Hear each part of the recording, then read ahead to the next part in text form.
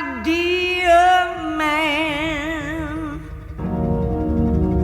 you take me for a walk. And welcome to this week's edition of Twin Peaks Unwrapped. I'm your host, Bryon Kazoskin. Beside me, as always, Ben Durant. And Ben, today we have our special third guest, Joel Bocko. Our honorary co-host, third host, Joel Bocko, the wonderful man who does Journey Through Twin Peaks video essays. Hey, Joel. Hey, guys. Glad to be here. How you doing? I'm great. Been looking forward to this conversation, so this is going to be fun. Yeah. A whole week I've had to keep my lips sealed. And So, yes, Bryon has finally gotten through the whole series of Twin Peaks, the TV show. It feels good. Feels good. Feels good. And I haven't even let him talk that much when we actually did record episode 29. People might be disappointed by last week's episode because of that. I don't know. But this is it. This is Joel. You can ask any questions you want of Bryon, and I feel like I'm going to leave it to you guys. Yeah, I mean, Okay. I think last week, people heard me. I watched it. We talked about it. I didn't get into much. I wanted to watch it 3 more times. I wanted to let it sink in. I wanted to have you on the show so we can all just have more time to elaborate. Because I felt like if I did that last week, that show would have went on forever. Yeah. It would have just been going on. And in that show, I mean, for that show, you and I watched it together. And usually we don't watch episodes together, but we actually watched it together, and right away, right after we watched it, we started talking about the show. That was my first time watching it. Right. So usually you have time to take notes. Usually when you watch it, and we get together. So yeah. So now you've had time to simmer and really take it in. Joel, what do you want to ask Bryon? Well, to start with, I guess since you talked a little bit about your first impressions in the previous episode, what were you said you went back and watched a couple times. Yeah. What do you feel like you gained from repeat viewings? What hit you? What I gained is more like I'm picking up on small stuff. Just picking up on more theories I have. I think the first time I watched it, it was like, oh my God, this is so good, and this is, I'm so happy David Lynch was directing this, and the performance is really cool, and like the offbeat things that happened were so awesome. But when I see a real good movie, I have to see it again because you're so in awe that first time. You have like you're so in awe of it, and then you're like, oh, what just happened? So like I got to see it again because I know I missed stuff. But what I got out of it is you hit upon this in last week's episode. We did our anniversary, but it did feel like the show did go full circle in a way. It felt like it's given us what we wanted. Like what everybody, you're getting through season 2 and you're like, yes, this is the stuff I've been waiting for. And it felt natural, and you had some mystery, and maybe it solved some mysteries for some people. Or maybe it made people go, what the frick am I watching? Now I'm excited to watch Fire Walk with Me because I really want to know more about how this all fits into that movie, or how that movie fits into this mythology. Right. So Bryon, I know some people contacted me and they wondered. I think you had brought it up in some episode that you thought maybe Cooper would get possessed by Bob, which is still, who knows if that happened. But that's right. Yeah. But people I remember you saying that. Yeah, people wondered about that. And then where did you? It didn't happen right away. What was your feelings about that? And then to get to the last episode. Well, okay, about the possession. The first time seeing it, that's what I thought of and everything. But my third time watching this, is it a possession? Because they talk about doppelgangers. The doppelganger, you have an evil and you have a good, the yin and yang, the white and the black, white and black lodge. Right. Evil twin. Evil twin. And maybe like you think of those cliche sayings, maybe like a bad, there's good in everybody. Even how bad someone could possibly be, there's a hint of goodness. Or the best person in the world, there could still be a hint of badness in them, or just a hint of it. something devious. So I was like thinking about that, and then when the little man, you see him, he says doppelganger, and he's got the white eyes. Then you have Laura with white eyes, and then that's when Cooper's stabbed, and then all of a sudden it gives you that like, why was he stabbed? And Windom Earle is like, I want to have for your soul. Yeah, I'll let Annie live. Right. And he goes, yeah, I'll do it. Because Cooper is that guy. He'll take a bullet for anybody. And this is a woman he's falling in love with. Of course he's going to save her. And that's the good in him. But then the doppelganger comes out. And then he's chasing them. He's chasing his doppelganger because it gets out. So is it a possession? I guess in a way it could be a possession. But it's Cooper's doppelganger that is out now. And his good is trapped. And it needs to come back out. Because he's such a good guy. I guess that's how I took it the third time watching, is this whole doppelganger thing. And Leland's his evil doppelganger is in the lodge, because that would lead me to believe that when Leland died, he died as himself. He wasn't possessed when he died. Well, Bob left his body. And he did, he remembered everything. He remembered everything. But do you think the bad... So it's interesting, too, because... and we can talk about this a little more after, but what you're talking about is sort of a difference between possession and doppelgangers. Yeah, so I guess one of the questions with Cooper then is, if that's his doppelganger at the end, well, there's a couple questions. One is, where is the real Cooper, if that's the doppelganger? The real Cooper, then, I would say, is trapped in the lodge. Okay. And then another question, and this one I honestly haven't thought that much about until you were just talking about the doppelganger Leland and the lodge.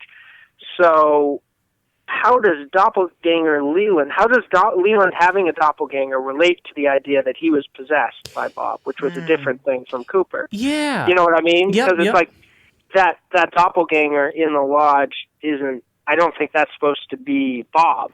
That's supposed to be something to do with Leland. Yeah. So it's interesting that there's no doppelgangers. I mean, there's doppelganger ideas, but there's no literal named doppelgangers in the series until this final episode, and now it throws everything we've seen before into a whole new light of possibility. And it makes me wonder if the doppelganger thing is just an easy way for the viewer to swallow a possession. So maybe is a doppelganger could be metaphor for possession, that you can be possessed by evil, maybe not by like the saint, and I'm not talking about like saint possessing you, but you can be possessed to do evil things, or you can be possessed to do very nice things. And when people say doppelganger, maybe is that a way of him giving the audience an easy way to figure to kind of like, this is what it is, without going down the whole possession, because you think possession, exorcist, or Satan. And I don't think it has anything to do with that kind of stuff. So I don't know. Like, a part of me is like, is it doppelganger? It's Lynch, so nothing's really like set in stone. It's how you take out of it. And so a part of me is sort of like, is it doppelganger just an easy way for the audience to take this all in? Or is it truly, because we actually see physically two Coopers, and it was kind of cool. You're seeing Cooper chase Cooper, and you see Leland with the white eyes. So, and then you see the little man with the white eyes, and then you see Laura with the white eyes, and you're like, wow, like it's physically giving us two Coopers. Like, the good one is chasing the bad one. Yeah. And so we've never seen that before that I can think of in Twin Peaks. Yeah. No, not at all. So it is a fascinating twist, and it's funny. I mean, I'm sorry or happy to say, I don't know. Maybe I'm happy to say I don't have answers for all this stuff. Yeah, I mean, I think it's good there's no answers. And I don't think we'll ever get answers that are totally concrete, and which is good because it lets the mystery live a little bit. I do think the new show is going to have a lot to, I don't know if I would say, it's going to have a lot to do, I think, with doppelgangers. That's my guess. Or Cooper getting out of his... Well, it has to focus on that. And I've heard people go, Oh, no, it's 25 years. Cooper got rid of the possession. It's a new story now, and I'm just thinking, you have got to be kidding me. That is the story. Yeah. That's the reason to bring it back. I think people just really don't want Cooper to be evil. Right. Or even to have an evil Cooper, even if it's not the same Cooper. But, I have no idea how they're going to deal with that. It's it's one of those things I can't wrap my head around, yet I know they must have, because they made this. Yeah. So they have some answer. They have some explanation. Evil Cooper would be amazing. Yeah. So I was thinking. Kyle MacLachlan's going to be great at that. Yeah. I was thinking this recently. I feel like this is, since we're bringing this up, it's only recently that I was thinking, okay, there's fans out there that only want good Cooper, and yet at the same time the story demands that you have bad Cooper. And I only thought about this recently. It's like it'll be 25 years later, the lodge opens up and good Cooper is allowed to come out. But bad Cooper could still be out in the world, and you have like this almost, I don't know if it would be a chase, but you could have both. You could kind of be a win-win. You could have bad Cooper and Cooper both in the same. I don't know if that's possible, but that would be kind of, I think it'd be interesting to be able to have both. Well, I put up a post on the Doug Poe website about that, where I would encourage anybody, it might be hard to find because it might be buried, but it keeps getting answers, so it may be at the front page. But, anybody who's listening who has thoughts on this, I encourage you, go there and comment, Doug Poe, World of Blue forum for Twin Peaks. I put up a thing, it was like almost like a questionnaire. It had like 20 questions of like, what do you think Cooper will be? What do you think he won't be? Like, do you think there can be two physical Coopers in the world? Or when there's one Cooper in the world, does the other half have to be in the lodge? Like, is that something that's like one of the rules of the story, so to speak?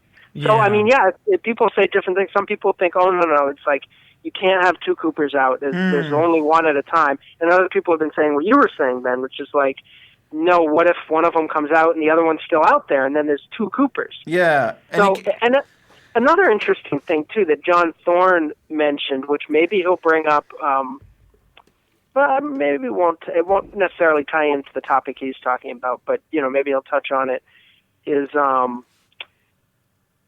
he wrote an essay on this episode, and specifically the Black Lodge sequence, which brought up something I hadn't really thought about before, which is it really correct to say that that Cooper goes in and then his evil double exits and, good Cooper, or the real Cooper is left behind?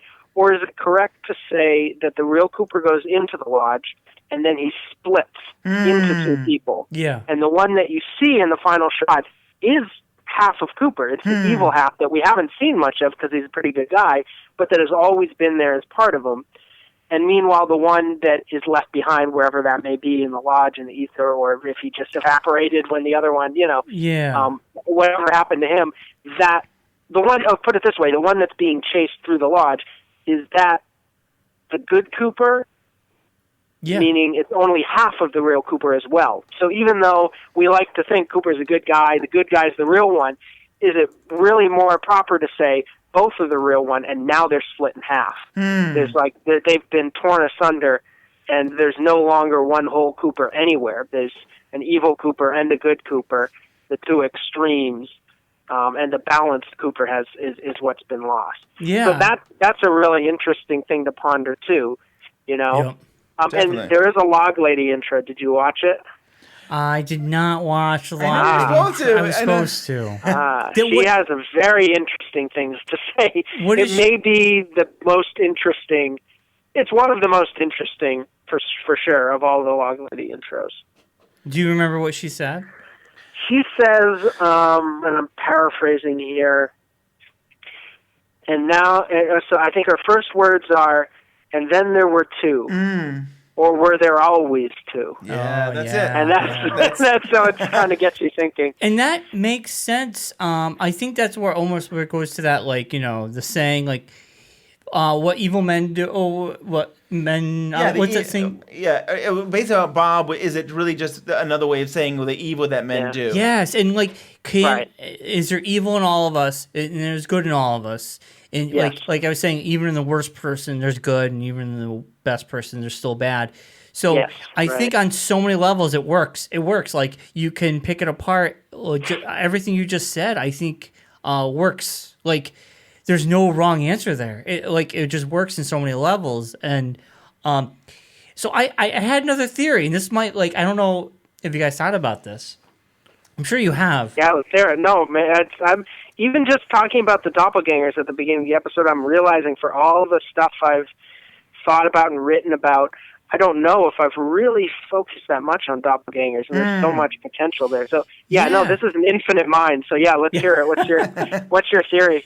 All right. So my theory is, okay, so Cooper allows Windom Earle to kill him or take his soul to save Annie. But then Bob is like, no, he can't do that here. Only I could do that. So he kills Windom Earle, or it seems that he takes Windom Earle's soul, because every time there's a soul mentioned, you see the flames. Well, I think so anyway. I could be wrong. But when he says, "Can I have your soul?" you see the flames. And then when he does something to Bob, the flames come out of the top of his head. And I feel like Bob is in control here. This is Bob's place. And I felt like Windom Earle got cocky. Windom Earle brought totally agreed with that. Yeah, Windom Earle has been obviously there's hints that he wants to go to this place and he wants to bring Cooper to this place because he knows he can destroy Cooper to get back at him for stealing his wife. And then he killed his wife. And I think Windom Earle was a good person, and that was his breaking point when that happened to him in life. And then instead of allowing, maybe you can go back to the fire walk with me, the fire inside of someone, he allowed that fire to take over him, the anger, the jealousy. Because it always seems to Cooper. Windom Earle with Gotcha. Okay. Yeah. Because fire seems to kind of represent anger, or it consumes you to make you angry. That could be the fire in someone that allows you to go in that direction. So Windom Earle, I think he gets cocky. Bob takes care of, gets rid of him, and Bob is the one that takes Cooper's soul, and that creates a doppelganger. So that's always debate. How do you think he takes? How and where do you think he takes Cooper's soul? Well, if it's before the doppelganger appears, right? Yeah, right when he, Bob's like, you can't do that. Yeah, it's my job. And then all of a sudden, if I remember correctly, you see the shadow in the background, the curtain shadow, and then he has it there because Cooper was stabbed. But this is where I want to go with all this. Yep. Leland, his doppelganger's in there. So that means was Leland in this place. And did Leland decide to save either Sarah or Laura's life, and he took it? A part of me is why was Leland targeted to be possessed by Bob? Was Sarah was a loved one up at stake, and he was the one to take the fall to protect them? Oh, okay, I see what you're saying. Because Sarah Palmer lives, and it seems like the Palmer family is connected because Windom Earle uses Sarah Palmer as a conduit to tell Major Briggs, Windom Earle, I'm here. So that's weird. So basically, you're saying is Bob's method of taking souls to get people to sort of sacrifice themselves to save somebody else. Yeah, that's interesting. I've never thought about the applicability to Leland just because we get that story in the show about how I was a child and I let him in and everything like that. So I always You're right. Yeah, he did. No, but I mean, there could be some way to connect it. That is kind of interesting. I hadn't thought of that. Actually, it's funny talking about the Windom and the thing. Is reminding me of a sort of a theory that I would say I flirted with. I don't know if I embraced it totally, but I had a thought about, and some of this plays out with Firewalk with Me in a very roundabout way, which we'll have to get back to at another time. But I had this, and Ben might be able to sort of catch the drift of where I'm going with this. Yeah, because I already had where the parallel emerges. Yeah. But I was wondering. So one of the things that interests me is what did Cooper do wrong? Well, where did he go wrong in the lodge Yeah. to sacrifice his soul? Because, like you said, it's like he says, yes, I'll give my soul for any, and that seems like a good thing. Like, why would he be punished for that? So Yeah. it's like you sort of wonder different options, like what could be the possibility. So one of the things I thought of is, what if the moment where he says, where Windom goes to take his soul, Cooper says, I'll give you my soul. But what if, his feeling towards Windom is, and keep in mind, like I said, I flirted with this idea. Yeah. That's what if he sort of is feeling rage at Windom, and at that moment Bob appears, not because Bob is using his power to swoop down and take over, but because Cooper calls him there subconsciously out of a rage at Windom, and then allows Bob to take Windom's soul. And in fact, by doing that, that's what actually lets Bob in, because he's taking revenge on another person and allowing his anger or his fear or whatever to take over. Yeah. I thought it I've was got a a thought theory, of too. like, what if what we're seeing, it looks like, Bob stepped in and saved Cooper. But what if Cooper, on some level, maybe not like a conscious level, but what if he kind of summoned him there to dispatch Windom, Yeah. and by doing so, embraced his own dark side? Yeah. Yeah, You yeah. know? That's Totally. a So, good so point, it's too. just a thought that I kind of like. Okay, I got a that's theory, an too. interesting thought, Yeah, all right, let's hear it. Well, I mean, I think it's theory. I mean, I think we can touch. Well, I'll step back and kind of goes full circle here, or come together. So Yeah. first, I think that moment where Windom Earle says, "If you give me your soul, blah blah blah," and then Bob shows up and he says, "He can't do that. I'll take his soul." The question always is when he's saying "I'll take his soul," is he talking about Windom Earle or is he talking about Cooper?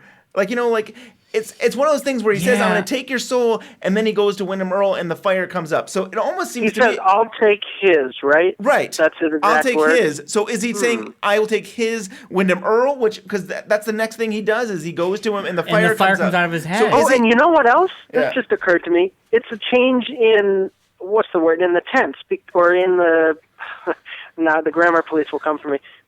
He says, you can't take his soul, right? Yeah. Like if he's talking to Windom. Right. Yeah. Right. So therefore, when he says, I'll take his, he can't be talking about Windom because he refers to Windom as you. But it's misleading because he's looking at Cooper. Yes. So in our mind, he's looking at Cooper. Therefore, when he says, I'll take his, he must be talking about Windom. But if you actually listen to what he says, you can, maybe, I've got to go back and watch the lines and read the subtitles and make sure I'm not mangling it. But I think he switches from you to his. Maybe. So therefore, he must be talking to, either he's talking to Windom and saying, I'm going to take Cooper's soul, or he's talking to Cooper and saying, you wanted his soul, which wouldn't make sense because Cooper never said, wow, okay. Yeah, so See, this is why I love talking about this, because every time you talk about it, totally new things come up. I got So, one keep more going. point. I'm sorry, I didn't mean to cut you off Here's there. my big point, and I think you've gone there before, and we've talked about on the show. It is fear and love. Yeah. And this is Josie. Josie died of fear, and people. I mean, it's Abusing behind her, behind the scenes. We're led to believe. I mean, if we have scripts and things, that she would have gone to the Black Lodge and stuff, and that the fact that Bob appeared when she died of fear, and so I think Cooper became vulnerable and let Bob in with fear. I think it wasn't Windom Earle that's been manipulating this whole thing. It's been Bob who's been, and there's stuff in there throughout the series, and I think in other places that seem to lead us to believe that maybe Bob was after Cooper. And so I think it's like, it really seems like, so he does this, Bob does this action to Windom Earle, and then it seems like Cooper's really freaked out, and then he's like running away, and it seems like he's become, to me that's what it was. He becomes vulnerable, and he loses because love wasn't enough. I mean, that's Major Briggs. Is love enough to save you, or is it the fear that you let in that destroys you? And we could go into Star Wars, where what is the exact quote from Yoda there?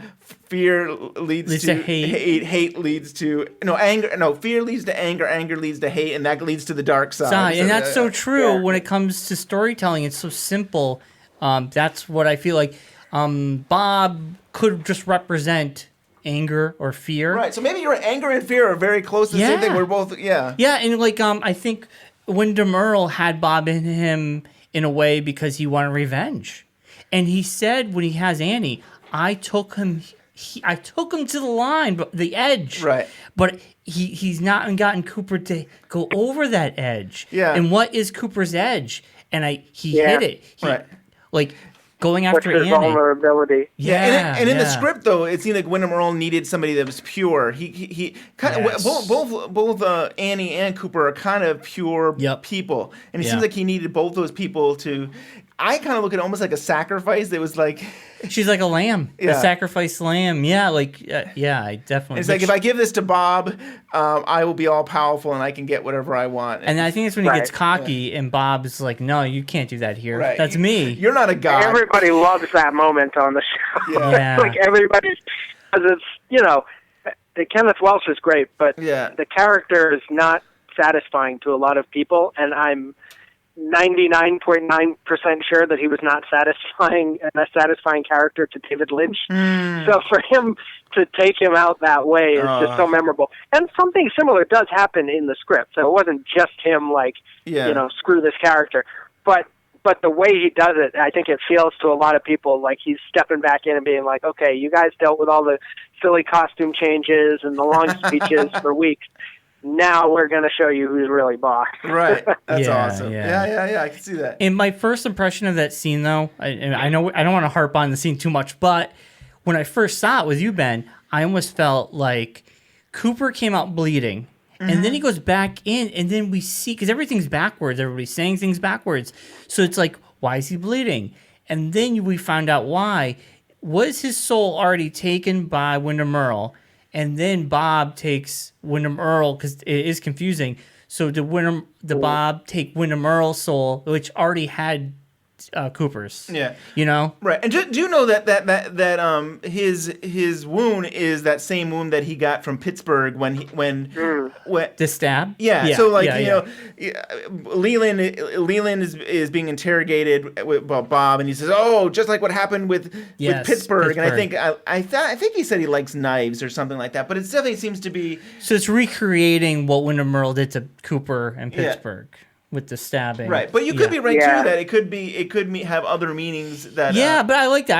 I did not even think about that. So that makes total sense now. I just thought like he comes out bleeding, but I didn't put the connection because it's been so long. Yeah. But now that fills in the blank for me. But yeah, it was very interesting. I mean, so many cool theories, you know.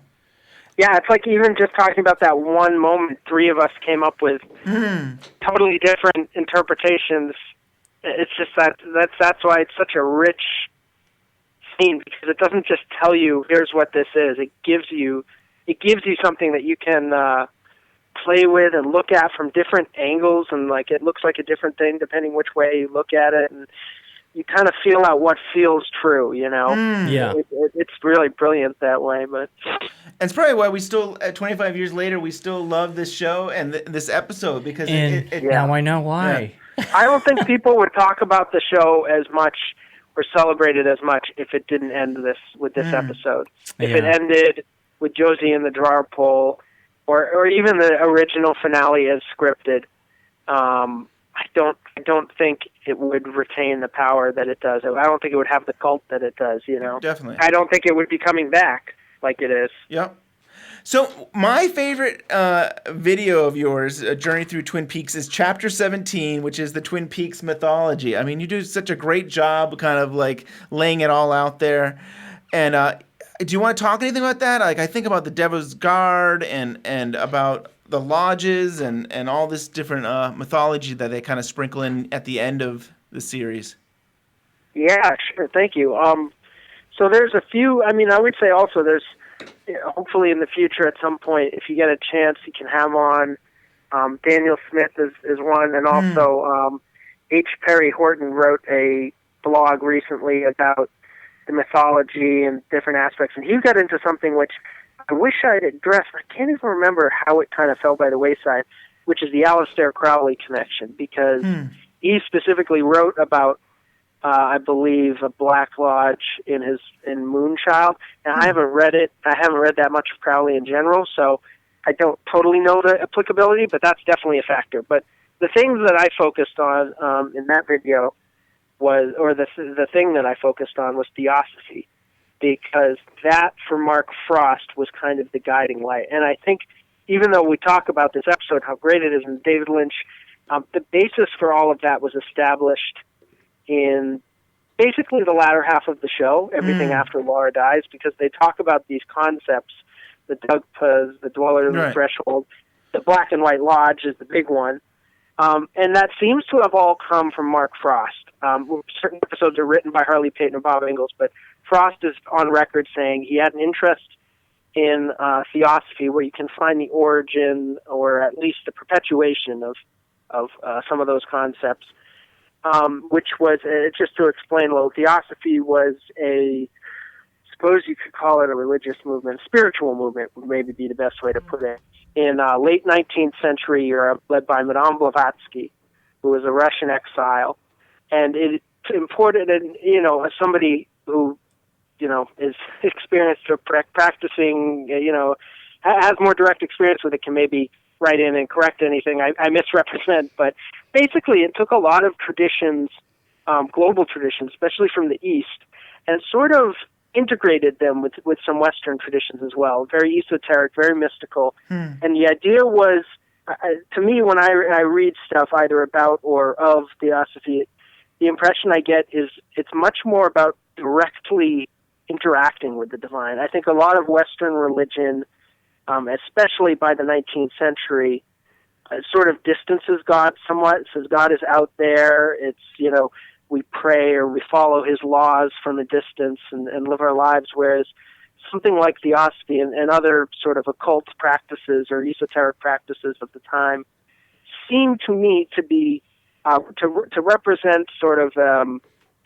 a different strain in Western civilization, which is a return to actual direct mystical experience. Sort of the foundational phenomena of religion, the actual experience of spirituality, and not the abstraction of it through text or through myth or ritual or things like that. So basically, Mark Frost was inspired by a lot of these writers. Madame Blavatsky was one. He specifically cites Alice Bailey, who I can't remember the name of the book that she wrote, but she wrote a book which I quote in the video, and also another writer, Dion Fortune. And actually, it's funny, he drops them into his book, The List of Seven, which is like a it's Arthur Conan Doyle supernatural kind of mystery thing. But he got a little carried away because I realized the book takes place in the 1880s, and Dion Fortune was born in like 1880 or something. So she would have been like 5 when she's in the book. I saw that. But obviously he wanted to throw him in there, and I think, he didn't think somebody would be making a video 20 years later and checking what's on the date. But, so it's pretty funny. But yeah, there's a great interview with, I think it's The Independent. It's a UK newspaper or magazine, and he really goes in depth about all the sources. I was inspired by this and that, and I was fascinated by Theosophy, and I wanted to include that, having the lodges there and all of this stuff. So there's so much you could dig into with that, and making the videos. At the point I started them, there were certain things I was very familiar with. I was by the time I started the videos, I was very familiar with Firewalk with Me. I was pretty familiar with the history of the show in general, what happened, why it happened, etc. But the mythology I had really almost no knowledge of. So I really had to do a lot of research for that. And I started by contacting Daniel, who I just mentioned, and I knew that he was into esoteric and occult writing and stuff, and that he was very interested in the Twin Peaks mythology and where it came from. So he gave me some pages to read. I kind of went down the rabbit hole and, read these different things. And my concern with that video is I wanted to give it a sort of a structure for people to kind of grasp, because you can just, and really when they were writing it, they were throwing everything at the wall to see what stuck. So you do get a lot of dead ends and random things, but I wanted to look and say, what are the specific things they mention, and how do those actually function within the narrative and pay off in the end? So I kind of honed in on 3 concepts they bring up, which actually come from outside the show. And they're really, I think they're the only 3 that you could even even indirectly tie back to Theosophy, because they're not central concepts of Theosophy. Like, you don't open up, whatever the grand text of Theosophy is, and the Black and White Lodge and the Dugpas and the Dweller on the Threshold. They're very on the fringes, but they're still connected with it. So knowing that he was into Theosophy and knowing that these concepts were in the show, I thought, okay, where do they come from? What's their origin? And how do they manifest themselves in the show? So basically, I took those three ideas: the lodges, the Dweller on the Threshold, and the Dugpas, and I looked at each one. So I'll go through them very quickly because I'm probably going to end up at this. We're going to talk than the actual video that explains them. But to be very quick about it, Dugpas comes from sort of a legend. It's not quite accurate historically about red-capped Tibetan priests who were sort of on the dark side, practiced black magic, and they're in a book called The Devil's Guard by I think Talbot Mundy, and I think he was interested in Theosophy. I don't know how active he was with it, but I believe he was shaped and influenced by it, and certainly by writings of Madame Blavatsky, who had written about Dugpas and sort of perpetuated that legend of, oh yes, the Dugpas were, evil sorcerers or whatever in Tibet. So they're basically, I thought, well, what's their function in the show? They're mentioned 2 or 3 times, all in one episode, by Windom Earle, who keeps, Windom Earle and, just Windom Earle. I think. He mentions it with Leo, and he mentions it in that black and white video. Yeah. In the 60s. And he keeps saying they're evil sorcerers who, are able to, they're basically able to connect with the dark side, which in this case is the Black Lodge. So what I said is, okay, so the fundamental things about Dugpas and Twin Peaks, for the brief time they're mentioned, is they're figures who are worldly figures. They're not spirits. They're people in our society who can access the dark side and kind of open the world up to evil forces. Now, who does that in Twin Peaks? Who is that? Well, really, it's Windom Earle. Yeah. He's the one who's kind of that bridge between the human world, wants to be the bridge between the human world and the spirit world, the dark side of the spirit world. And he says that explicitly in that episode that Mark Frost actually wrote, the only episode Mark Frost co-wrote between Leland's death and the finale, episode 26. He says, there's a place called the Black Lodge, and we're going to find it. And he's all excited. And he wants to, and he looks in the map and the kind of. So there's a clear through line there of this idea of a worldly figure using these evil forces in the world, trying to open them up and bring it into the world, drag it there. So that's where I think the Dugpa factors in. The big connection is the lodges, or the big concept is the lodges. That's mentioned over and over, episode after episode, the White Lodge, the Black Lodge, and then finally, the final episode, we go into the Black Lodge. So clearly that's the big concept that everyone remembers. Most people are like, what's a Dugpa? They would never remember that from the show, even though, if you think about it, it plays an important function, or it articulates something that's important anyways. So the lodges were, they're mentioned by Crowley, who was in that circle. I don't think he was a Theosophist. Like I said, I'm the worst person to ask about that particular aspect of it. But he was in the circle with Blavatsky. I think he was in the Order of the Golden Dawn, sort of secret society with W.B. Yeats, who was into Theosophy, and so he wrote about that. But the 2 places that I drew on for the video were Blavatsky, who doesn't use the word lodges. There are 3 sources actually. Blavatsky doesn't use the word lodge. She talks about the Great White Brotherhood, which sounds kind of super Aryan and not kind of weird. But I don't think she meant, even though there were some weird racial things in her philosophy, I don't think in that case she was talking about white race so much as white light or white magic. Yeah. So the idea was there's this brotherhood of people around the world who sort of they cultivate the good forces to fight the bad forces. So she doesn't talk about a lodge specifically, but it's the same sort of idea of good versus a broad good force versus a broad evil force. Now, Talbot Mundy's book, The Devil's Guard, the one that mentions the Dugpas, the whole book is about a battle between a Black Lodge and a White Lodge. Dugpas live in a Black Lodge, and the good Tibetan priests live in the White Lodge. Right. And the hero is caught in the battle between them. So that's an obvious source, especially because they quote literally just take passages where they're talking about Dugpas. And I think you mentioned that. I just listened to your episode 27 show. You mentioned that. It's like, I don't know if we should use the word plagiarism, but it is literally direct lines in the book. Right. And so they were reading it, unless they're psychics. They had that book on hand. Yes. Like, there's no question about it, And, even though they don't remember. And Harley Payton, when he spoke with us, or I think I remember hearing that he said they had a lot of obscure books. Yeah. And so they definitely could have. Yeah. I think that's what it was. I think they went to a used bookstore, grabbed like 50 books, and were just tearing through them and finding interesting passages and highlighting them, throwing them in.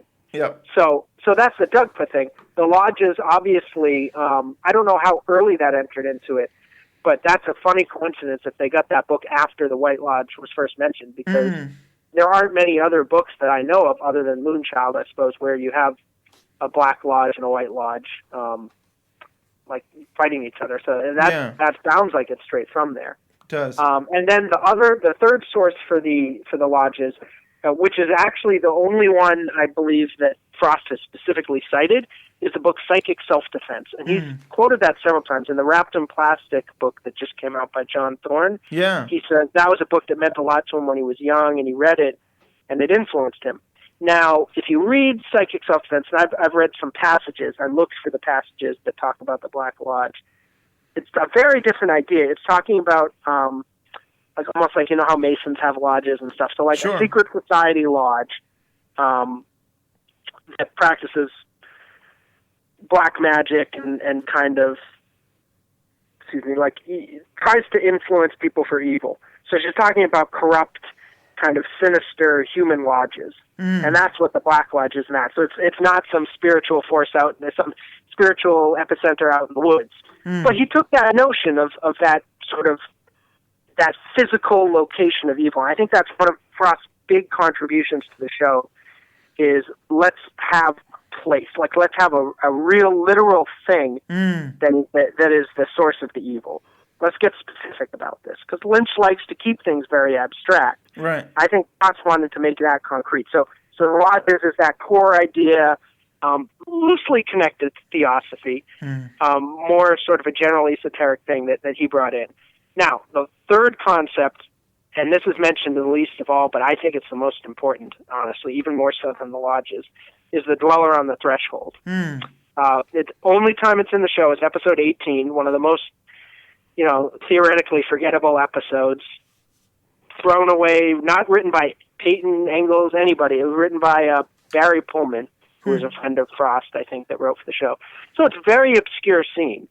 But in that scene, Hawk tells Cooper, when you're inside the Black Lodge, you meet the dweller of on the threshold. And I'm paraphrasing here, but he says something to the effect of, this is the shadow self of the person who has entered. And if you must face the dweller on the threshold, and if you can't face that dweller without fear, your soul will be lost. I'm paraphrasing that a lot there, but that's the general gist of what he says. Interesting. So that's exactly what happens in the final episode, which, incidentally, was not supposed to happen that way. Lynch came in and changed everything to make Cooper's doppelganger kind of follow him and stare him down and chase him, and Cooper get frightened and run away, which is literally him facing the dweller on the threshold and losing his shit. So it's fascinating, because I think we have a sense that Lynch wasn't that taken with a lot of the stuff in the second season, and he didn't really want to follow it. And yet there you have something that's totally his contribution, which fulfills something that was written in an almost throwaway scene 10 episodes earlier. It fulfills it perfectly. And if you look at all of Lynch's films, especially his later ones, that idea of the dweller on the threshold is all over those films. Inland Empire, it's huge, that idea. So it's whether or not he would ever use that phrase, likely he wouldn't. I don't think he was very into Theosophy, Lynch. But it's a concept that really fits what he's doing. And it's important to stress this. The dweller on the threshold, it's not necessarily like an an evil figure that's outside of you, like it's not what we think of as Bob being this spirit who comes in from another place and is haunting you, and you're a helpless victim. It comes from within you. It's your dark side. It's your shadow self, and that's really key to consider when Cooper goes into the Black Lodge, because that's what ultimately undoes him. Whether or not Bob does something there, we've all kind of speculated on what Bob might be doing or whatever. The key moment, I think, comes a little after, when Cooper is standing in there. He's just spoken to Leland, which may be significant, and his shadow self emerges from the curtains and stares at him. It doesn't run at him. He turns and walks away from it, and it follows him, and then he starts running, and then it starts running. It's important to remember, he's the one who basically initiates all of that. He's the one who runs. So I think in a way, it's not chasing him, and it's not, oh, Cooper should have gotten out sooner. No, probably what he should have done is stayed there and somehow faced his dark side and integrated it, and accepted that that's a part of him. Right. And because he couldn't do that, that's why the evil emerges in the world. So that's why I always say, even though it's a throwaway line in a throwaway scene of a throwaway episode, that's almost like the key concept of the whole series in a way. Do you want to start off with the question that you had before? I've got a few questions now. I have a few things now I want to say, because there's so much. I just need. Oh man, I just give me. Well, while you're looking up, Ben, I found what I. You got it. Okay. Yeah, I got it. All right. Gosh. So I want to talk more about the Dweller on the Threshold, I guess. Okay. Well, first of all, it's interesting that in the actual original script there is talk of a shadow self of him, and he realizes.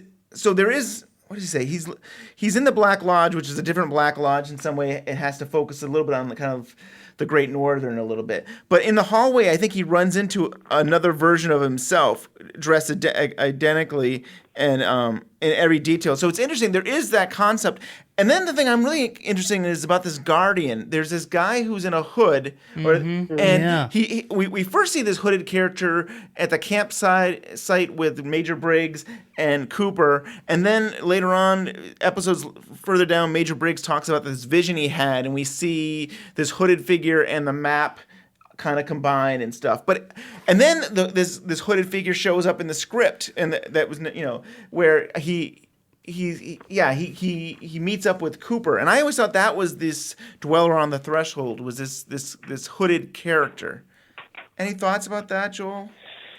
Well, I guess, do you mean if that's what they were hoping when they originally intended? Yeah. I don't know. Or are they are they separate? It's interesting, because I've heard people say Bob is the Dweller on the Threshold too, and okay, that's who he's facing. I think what Lynch does is so much more interesting, and in a weird way, it's much more true to what was written in episode 18, because Hawk specifically says the Dweller is the shadow self. Right. Now, there's other interesting things that kind of correspond to that as well. And I showed not in the mythology video, but in the a couple videos later when I just focus on Black Lodge in episode 29. The shot of Laura climbing over the couch and screaming, coming at Cooper, actually resembles the earliest mention of the Dweller. They call it the Dweller of the Threshold. And that was in a book called Zanoni by Edward Bulwer-Lytton, which was written before Theosophy. It's pre-Theosophy. Madame Blavatsky was fascinated with it, and she wrote about the Dweller of the Threshold, and that's how it kind of came into Theosophy, but it started with his book. And that's sort of a spiritual parable. I think he was a Rosicrucian. So the character in the book goes into sort of this, I think it's like a cave, and overcomes these spiritual hurdles. And the Dweller of the Threshold is described as like a female spirit whose eyes will pierce which is a lot like, Laura in that scene where she's climbing over and so her doppelgangers with the white eyes screaming at him. So there's multiple ways it plays out, but I think the key element of it is the notion that the Dweller is the shadow self of the seeker. And in that scene, Cooper is going into the lodge to save Annie, but he's also there to kind of confront his own soul and face that spiritual challenge. And to our shock as an audience, he doesn't pull it off. He's He's not able to defeat the shadow self. Yeah, and you know what's I think of two things real quick. One of them, I think of Empire Strikes Back. I think of Luke going into the cave to take on Darth Vader. Yep. And he kills Darth Vader to find out that underneath the mask is himself. Yeah. And then how can we get into this? You recently did an old 60s TV show, The Prisoner. Can I say anything about that? Yeah.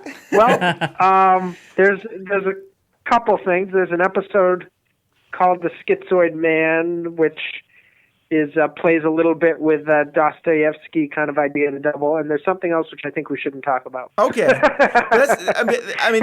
they play on these things that you got to see the show. We'll leave it at that. I know. I want to talk about. I don't want to spoil it for the listeners. It's one of those things where I almost want to say, how long do we have to make it a spoiler? It's been 50 years. I know, but I didn't see it until a few months ago. That's true. All right, well, go watch Prisoner. It's only 18 episodes or so, 17 episodes, but.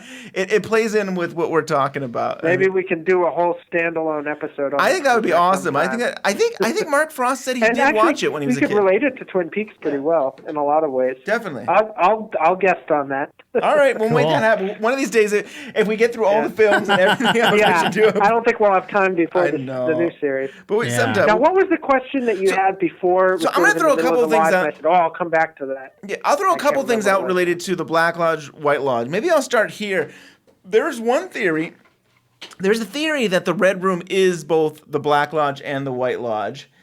But it could either look at it that way, or are there two lodges? I mean, is the White Lodge some forest area that Major Briggs was in, like jungle or whatever it was? And the Red Room is the Black Lodge? Right. And I remember your question. You also asked about... we know Bob is the Black Lodge. Where are the other creatures Black Lodge? Or are they White Lodge? Yeah. Okay. Or the Red Room is the waiting room. Maybe it's attached to both. Yeah, that's a theory too, right? Yes, that's I a like good way that of putting theory. it. There's almost three theories. It's like the Red Room is the Black Lodge, the Red Room is the waiting room, or the Red Room can be both. Yeah. I lean towards that third option. I think, because here's the thing about the lodges. I think you enter a neutral space, and what is it? We're going to quote Yoda a third time now. He says, Luke says, "What do I take in there?" And Yoda says, "Only what you yourself bring." In his own convoluted syntax. I can't remember the exact quote, but only what you bring yourself. So. That's exactly true, I think, of the lodges. I think if you go in there and you have the right, if Major Briggs goes in and he has the right mindset, he sees the White Lodge. And if Cooper goes in and he doesn't have the right mindset, he sees the Black Lodge. In other words, what is the quote they say? Fear and love open the doors. Right. Yeah. I think that's literally true. I think if you enter that space with fear, you open the door to the Black Lodge. And if you enter that space with love, you open the door to the White Lodge. Annihilate and for whatever reason, Yeah. Cooper's fear is stronger than his love, and he ends up in the Black Lodge. So I think I like that. There could be, a theoretical alternate version of that out there where he sits down for coffee with the little man, and he ends up in the White Lodge. Right. But he doesn't. He definitely ends up in, I think, the Black Lodge. Some people would say he's in the waiting room that entire time. Yeah. I don't quite buy that for a few reasons. One is that Sarah Palmer says, I'm in the Black Lodge with Dale Cooper. Yeah. Yeah. With Dale Cooper, yeah. So I think he is in the Black Lodge at that point, to the extent that has any meaning. Yeah. And that's the other point I would make, is it's important to remember, and this is easier to discuss when we've seen the film, but the lodge terminology, even in-world, it's something that human characters have come up with to explain what they experience out in the woods. I don't think if we were to sit down at a meeting with Bob and the little man and the giant and all these other people, that they would say hey, we're in the lodge right now, blah blah blah. That's the human word for it. Or I guess according to the show, it's like a tribal legend that sprung up and then was sort of inherited by the settlers in the area, and probably something we'll find out more about in Mark Frost's book this fall. Yeah, but definitely. the important thing is, I don't think the lodge terminology came to the humans. I think they imposed it on an experience that they have in this spiritual space. Interesting, So yeah. in that sense, I don't know if we can really say that any of the figures come from the Black or the White Lodge. I think they're all just there, and how the human characters experience them determines whether they see them in the Black Lodge or the White Lodge. Yeah. That's my impression. Put it this way, that's the one that resonates with me. There's different interpretations, and some of them, I think sometimes they get a little too, for me, they get a little too sci-fi fantasy where it almost exists independent of any sort of psychological resonance or meaning. Right. It's like, well, there's a battle between these guys, and they're doing this and that, and the humans are caught. And it's like, okay, that's fine, but it doesn't move me in any way. When I think about it in terms of Cooper's struggle for his soul, and what it means to him, and what greater religious or sort of psychological resonance it has, that moves me. That has an emotional effect. Totally. And so I sort of like to see it through that lens. You know? Yeah. I mean, for me, so at least when I was younger, I used to think of like, okay, the giant, he lives in the White Lodge, and he's the good guy, and he's trying to help Cooper, and then we have Bob, who's in the Black Lodge. And that's, I kind of looked at that, but I can totally see your point in that whole idea of the third theory, that whole chevron rug, the fact that we have like the white and the black, they're right next to each other. They're, you know, you have the white and the, so maybe you have the White and the Black Lodge merged together, that they're both taking up that space. I do. It makes sense. Definitely. And exactly. to go back to the point that Cooper, if it say, I do really, I like that theory about it being one place, but depending on how you enter it, that's what lodge you're going to see. And it would explain a lot for Cooper, because he's in fear of losing Annie. Yeah, so fear isn't lead to anger, and it's so close to love. Right. Because when you love someone, you have that fear you could lose them. So he's going in there fearful for her life and what could happen to him. He's doubting himself, and real quick, he's doubting himself, and we kind of saw that at the campsite where he's talking to Major Briggs, and he's been talking about like, oh, he failed Carolyn, and what if I fail again with Annie? And I feel like he goes in doubting himself. But what do you think, Joel? Yeah, I was going to say, I think it's and it's important to remember with all the characters, they're human, so they have both fear and love. And the question is which is stronger, which force is ultimately more powerful. And it sort of makes me think of what little I know of, like, the Bardo state and the Tibetan Book of the Dead and everything like that, where the idea is you sort of orient yourself in a certain direction, and that determines where you go after death. You head into the light, or you return for another life in the cycle or something. And it's the same thing with that. So yes, he goes in and he has fear and he has love within him like anybody. But for whatever reason, and we can sort of pick into that, the fear ends up being stronger in him. And I think also the final episode, Lynch doesn't do these things on some sort of conscious intellectual level, but it's very much a meta-commentary on the show as well. And I think the extent to which he identified with Cooper, and he identified the show with Cooper and the audience with Cooper, and it's kind of a judgment on the show and how it failed, because you have Cooper go into this place and he's confronted with all of these, they're almost like repressed memories, which they really are for the show, because they never talked about Maddie. They never talked about Laura and Leland after they left. They kind of repressed all of the subject matter, which was really the meat of the series. And they just pushed it down and said, we're going to try and talk about something else.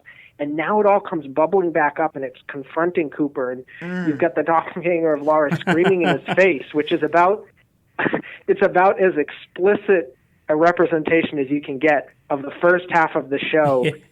Kind of rising back up and claiming the show again and saying, how dare you try and forget about what this show began as.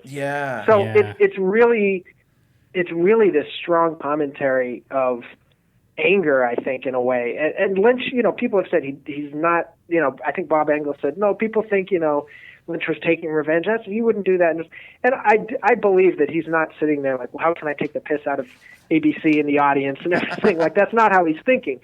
But it's clear from his statements he was angry and he was upset and he was very disappointed with what happened to the show and what happened to his original vision. And I think if you watch as they were originally aired, episodes 28 and 29 back to back, I don't know what you thought of the Miss Twin Peaks episode. Personally, I really don't like it. I think it's maybe the worst episode of the show. And I used to be kind of okay with it. Like, I think the first few times it was like, oh, it's advancing the plot. Well, once you get the plot and you know where it's going, there's so very little there, and it's very tired. There's something about it that just seems very forced to me. Like, everyone's going through the motions. And in fact, the director, Tim Hunter, said he showed up on set, and the last episode he had directed was Leela's death. And he was so excited to be back. And he was crushed because everyone was miserable and bitter. And he said Kyle MacLachlan was very cynical and making comments all the time. Oh, now they want me to do this and have this stupid room. You know, and he was kind of, he was like dismayed, like, wow, everybody's totally lost their faith in the show. Yeah. So there really was a vibe, and it comes through for me in that episode. It's very mechanical, moving from point A to point B. And when you pair that with Lynch's final episode, whew, it's like night and day. It's like as if you know, I'm trying to think of a good analogy here. It's like as if you know, smoked a cigarette and then took a hit of acid or something. Yeah, It's like you're going from one sort of mild whatever to just almost like a hallucinatory trip in Lynch's hands. And I think you can, when you contrast those two episodes, you can feel the kind of the anger and the forcefulness in that second episode. It feels like a rebuke, and it's very refreshing in that way, because I think a lot of the audience has been feeling frustrated, and it's validating to if you felt that way, to see it and see the show kind of rear up again and say, this is what we were about, this is where we went wrong, and in a way, this is our punishment for it. This is Cooper's punishment, this is the audience's punishment, this is the creator's punishment, that we end on this shot of our hero staring in the mirror and laughing and almost mocking everything, the audience and the show and him. And it's like beautiful and horrifying at the same time, which is so much of Lynch. You can describe pretty much everything he's done that way. What about the tooth? Okay, the ending shot. Well, I have a good question. Sure. Or maybe it means nothing. Maybe I'm overthinking it. But, he's like, how's Annie? And he's mocking the Annie, how's Annie thing. Mm-hmm. And he squeezes the toothpaste, like almost in a circle. I watch him, like, is he put it in a circle? And thinking of the circle that Bob comes out of. And then I'm thinking, I'm like, what is toothpaste made out of? Baking soda. What was it circle made out of? That was Oh, you're talking about the sycamore trees. Are you talking about? Or the white. So I think they were actually candles from the European ending and stuff. They were actually candles, but it is circular, and it makes you think of demonic. Yes. Ideas. And I'm like, well, evil Cooper is squeezing toothpaste from the middle. That's very evil, right there. And I'm like, this is. Circles seem to play a big part of the show. There's definitely this whole idea of the circle. I'm like overthinking toothpaste thing, but it was a cool shot, and that shot. Now I know why everybody was like, Bryon, when you watch this, you'll know why. We're so excited for the comeback. It's because you left your hero on a ledge. Yeah. And you're like, what the frick is going to happen now? Yeah, Bryon, when he sees the end, he was like, that's how it ends? It's devastating. I've heard a few people say that. And you said you kind of saw some image, right? Yeah. Beforehand? So, of Bob in the mirror or something? Yeah, so I'll tell you guys how I thought originally how season 2, after Maddie died. Yeah, it wrapped up and then they were in the woods, and Cooper starts to sound like sad or self-doubting or self-loathing a little bit, and kind of like, and then he gets kicked out. I'm like, oh, he's getting hit. He's getting hit hard. He's losing his job. He's not in his suit. And I thought, I've seen that picture. It was on someone's book. Andreas's book. Right. Yeah. The mirror. Cooper's a little bit of a spoiler there. I thought, to be honest with you, that scene was going to happen in the lake sooner in that season. And I thought that we were going to watch the fall of Cooper because it seemed like to go in that direction. And the following episodes, it was like, Cooper, you are being investigated. You're being demoted. And you're not gonna wear your suit. You're wearing plaid, and like bad things were happening to him. And I thought that's how he would be possessed or whatever. Like Leland was at the time. I thought possession. Yeah. But I thought this would allow the evil to be in because he would be upset, and the upset would lead to anger and revenge, and we would see the fall of Cooper. But then that didn't really happen. It didn't play out that way, did it? And that was the last scene. And when I saw that, I was like, wow, that's the scene I know was going to happen. I've been waiting for it, and it's the last scene. Right. It's like, holy cow. And to give you history, like, we waited 8 weeks to get to that 2-hour finale of, it was a Monday night 2-hour finale of Twin Peaks. And so we waited all this time to finally get to the last episode. And then you see it and it's like, oh my gosh, this is the end of Twin Peaks. And it's like my heart sunk and it's like, oh, it's like, this is it. Like, what a downer. What a way for your hero to end and stuff. Oh. Breaks your heart. It gives you so much, but then it takes, it lets you down. Like, not lets you down, but it just, it like plays with your emotions. You're like, this is so great. Oh no, this is how it ends. You're like, but there's not going to be another one next week. Yeah. It's funny. I heard someone else say that exact thing. Like, they had seen the image, they knew it was coming, but they did not for a second think that would be the last image of the show. And they were so shocked that that's how it ended. And it's such an iconic image now. I see why. I see it so much. And it's interesting that it's the final image of the show. And it's so iconic because there's so much mystery. Like, your hero has fallen, and now what? And it does really, like, wow, season 3 is going to be awesome. And what are they going to do? But, it was crazy because I'm waiting for that to happen the whole time, and I had to deal with, the little kid might be Satan and all this weird stuff. And, you keep waiting for something to add up. I remember thinking that. I thought John Justice Wheeler for sure there was a twist coming, like he was sent in by somebody to trick Audrey and kidnap her. He was an agent of Windom. I was like, there's no way he's just an ordinary love interest. Because I expected more of Twin Peaks than that. You know what I mean? Yeah, I feel like the first season did a much better job of having all these different stories, but somehow connecting them together. Like you felt like every scene you were watching somehow could connect to Laura Palmer's murder. And I just kind of fell apart in the second season. Like they just kind of had different stories and they didn't connect at all. And so that made me think of something. So I have a question for you guys. And I know I haven't seen Fire Walk with Me, so I guess you can dance around that. But that's what I want to say about how the doppelganger stuff. Mm-hmm. So Laura was in the Black Lodge. We've seen normal Laura, and we've seen her doppelganger in that lodge. So from reading the book, because I read the diary. Right, that's right. You read the diary. So if Leland had this in him, I feel like Laura, she was a wild child. Mm-hmm. But was she a product of the way she was having daddy issues, and the book kind of, if you read between the lines, we got out of it that Leland could have been doing horrible things to her. Oh yeah, and she was blacking out or maybe repressing those feelings.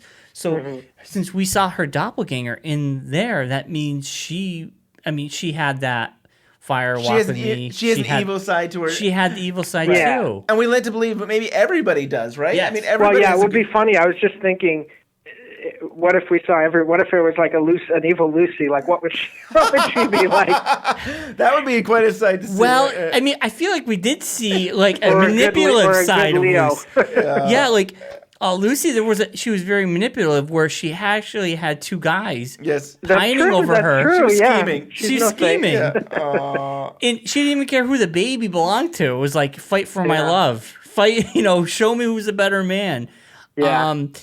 But it's just interesting because, so the Palmer family, and that's why a part of me is like, David Lynch seemed to bring back everybody for that final episode. Yes. It was so cool. And a lot of it wasn't in the script. They brought characters that were not... Yeah, so it makes me feel, was it fan service to see Sarah Palmer come in and have Windom Earle's voice saying, were in the Black Lodge, because it doesn't pay off. I mean, she shows up, tells Major Briggs, and that's the last time we ever see them. But was that sort of just David Lynch giving us the last look at these characters? The funny thing is, I don't even know if, I would say that I don't even know if he always did fan service. I feel like Lynch gets people that he likes, and I feel like finds a place for them. Finds a place for them. Getting that magic going. Yeah.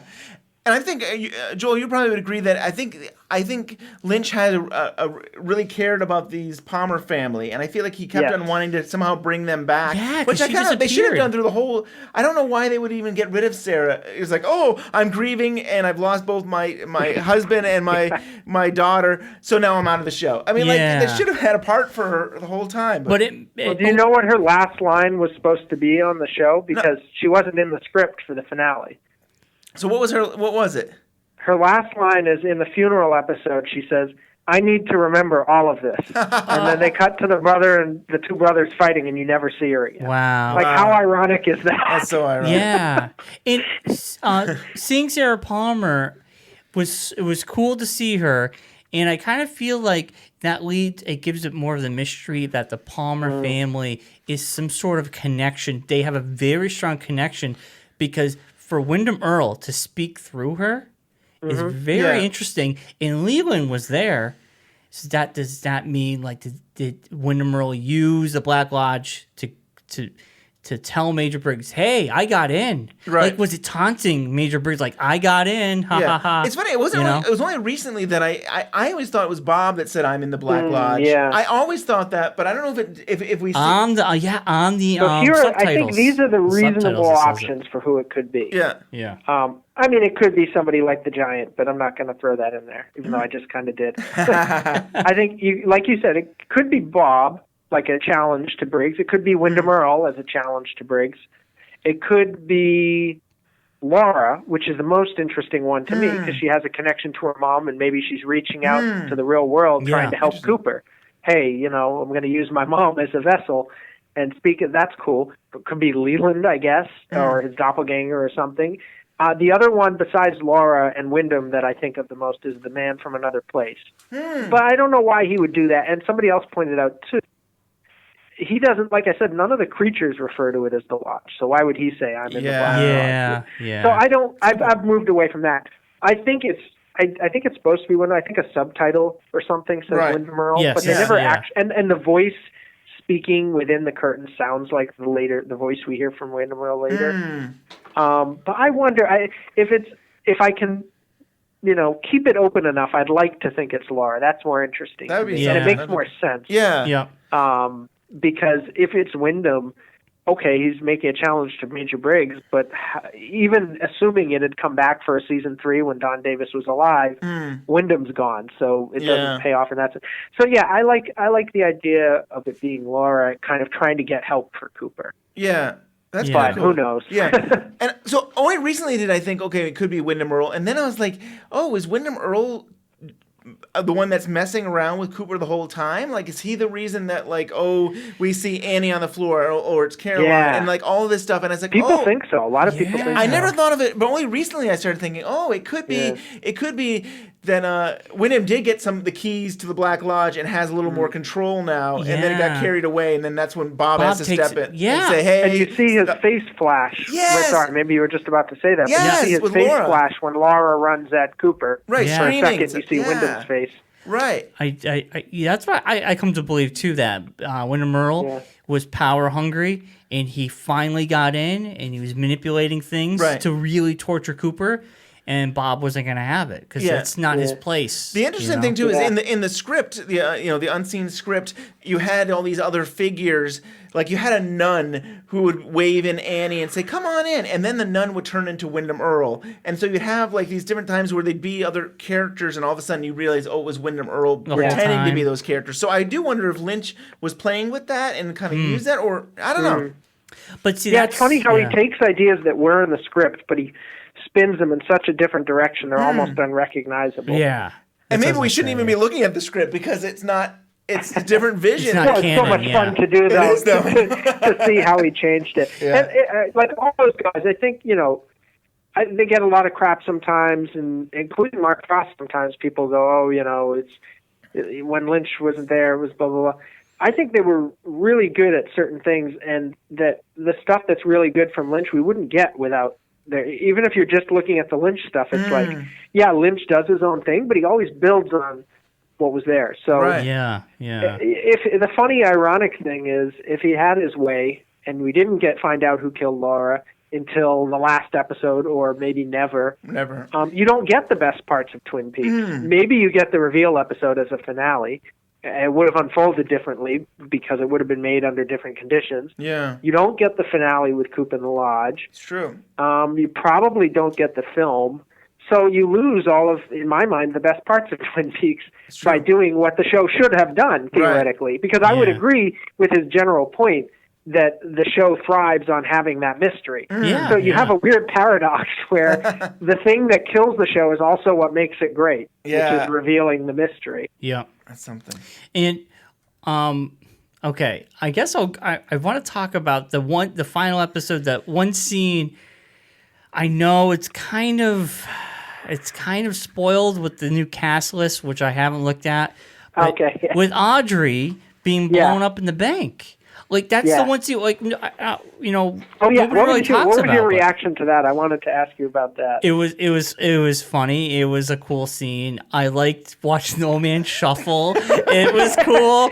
I mean, because that just says David Lynch would just put this old man shuffling to get water. It's the last episode, and we're waiting for this guy to get some water. It's like that is like one of my top 5 scenes of all Twin Peaks. I love it. It's like the milk scene all over again. If I was to pop on one scene to watch in isolation, it would be like Black Lodge, like one or two other scenes, and that. Yeah, it was cool, but I was so like, okay, Audrey can't be dead, right? And no, the bomb. There was a bomb in the box that was. They finally got the black box open. It led to this box, and they opened it, blew up. And Audrey she was chained to the door. Right. Handcuffed or something. But outside. She wasn't inside the vault. She was outside the vault. So she could have lived. Yeah, and Sherilyn Fenn would say that that they had plans to bring her back for the 3rd season. Yeah. So she would say that, like, it would be like that the old serial shows where, like, how are they gonna get out of this? Yeah. And then in the next episode they lived or something like that. And they kind of already done that with the 1st season. Like, how many people looked like they were gonna die? And they all came back pretty much. And, Oh, somebody said, I can't remember who, but they joked maybe she'll come back as the character from Boxing Helena. I'm sure if you've seen that. No, I have not seen legs that. and arms amputated. Oh. Right. It's like, so she blew up in the thing, and now she's stuck in one place. But yeah, that'd be horrible. And that reminds me of the statue from the Black Lodge too. There, that's right. Yeah, the Venus, which is interesting because Jennifer Lynch said one of the reasons she did Boxing Helena was because they had a statue like that in her house. And she thought it was so wonderful that this creature who was sort of deformed was seen as beautiful. Yeah. And she had clubbed feet, I think, as a kid. So she had sort of a physical deformity, and that was kind of nice for her to see someone who was, that the statue is without arms, and yet people look at it as this thing of beauty. So I didn't know that. That's interesting that it's in the episode as well that her father directed. And to put that scene to blow up 3 characters and then never revisit that. Right. And that's I'm sure, Ben, when you saw that for the first time. No, not Audrey! You were probably like, what? It was very shocking. I do remember this because the finale was the only piece of Twin Peaks, other than the film. I did review the film right away. The only piece of Twin Peaks I wrote about immediately after seeing, because I had just started my blog a few weeks earlier, and I hadn't been writing about the show, which I kind of regret, But I did, once I got to the final episode, I sat down and I wrote a post that was like, 2 or 3 paragraphs, very short, called the gum you like is coming back in style. Little did I know, that little post, years later, I've now written God knows how many Twin Peaks things. But that was the first one. And I said, the one thing I said about it was, I just watched the finale and I wonder if they knew the show was going to end, because parts of it feel like they did, but parts of it feel like they're closing things off. Yeah. So it was very hard to tell. And even now, we know it was shot during the hiatus, between, because when the hiatus ended, the CNN did a special, which I think I sent you the link for that, right, Ben? I think so. Yeah. Beer and loafing or something. Yes. Yeah. Thank you. We used that for something when, like when we had that. the coop. When we had the coop episode, we used that and stuff. Yeah, and so basically, they visit them on the set of the episode that you just watched. So that was shot during the hiatus. So it was totally up in the air. Yeah. I think they had a good sense that even if they got to air those final episodes, they probably weren't getting a season 3 because their ratings were awful at that point. Yeah. Like people, numbers wise, they weren't bad for today. They were like, 8 million or 9 million, Yeah. which now is like, I don't know if that's good for network TV now, but it's certainly good for cable now. Yeah. True Detective never peaked above, I think, 3 million. Yeah. But at the same time, it was like 90th in the rankings for that time. Right. You've got the rankings there. You guys know. So, Yeah. It was but just it just was like shot in this kind of limbo of like, we're probably not coming back, but yet at the same time, we have to pretend we are to keep the momentum going and hope that maybe they'll give us a renewal. Totally. Yeah. And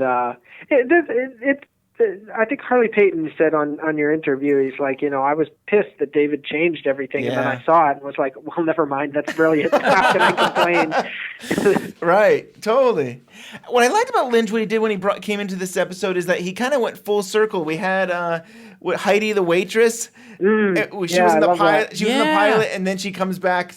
We hadn't seen it in the Double R Spoiler. diner. I'm gonna give Bryon my only spoiler. Okay. Although I think he knows a little bit already about the film. We'll talk about that in a little bit. But I'm going to give you my one spoiler for Fire Walk with Me. Okay. Heidi the waitress is in it. Dun, dun, dun. Oh my God. So now you know. The one character you barely ever see. Tons of characters are not in the film. She is. That's funny. And I guarantee you, I don't remember if her name's on the list of the new series. I think it is. Yeah. But even if it's not, I guarantee you we'll see it. That's just such a Lynchian thing to do. Yeah. To take that character who we haven't seen since the pilot and throw her in. Isn't that funny? Isn't that great? I love it. Yeah, and that last episode, everybody came back, which was so cool to see. Like, literally everybody. A lot of characters came back. And the only people who had a happy ending was Andy and Lucy. Yeah, They're the only two people. Everybody else's lives. No, Bobby. No, Bobby and Shelley. That's it. But I feel like their lives have been in turmoil the entire show, so they deserve that happy ending. Where Cooper's had a pretty good life. He's solving a crime, but it's not anything with him. But yeah, you had those four characters have wrapped up a little bit and everybody else was just kind of like, are they dead? Right. Are they evil? Yeah. You know? Do we want to go anywhere with Fire Walk with Me without spoiling anything? Do we want to? Yeah, I think we'll tiptoe around it. That should be fun. Because I think you and I were talking about, like, can we do a preview or kind of get Bryon prepared for I'm excited to watch it. I mean, that's I'll next say to this. my So list. I've been listening to some episodes, and you've definitely been spoiled more than you were, but that's me listening to it, knowing and picking up those things. So you may have actually missed some of what people said, because they did throw things at you that were, I was like, oh, whoa, that's a giveaway. So what do you know? Nothing. I know David Bowie's in it.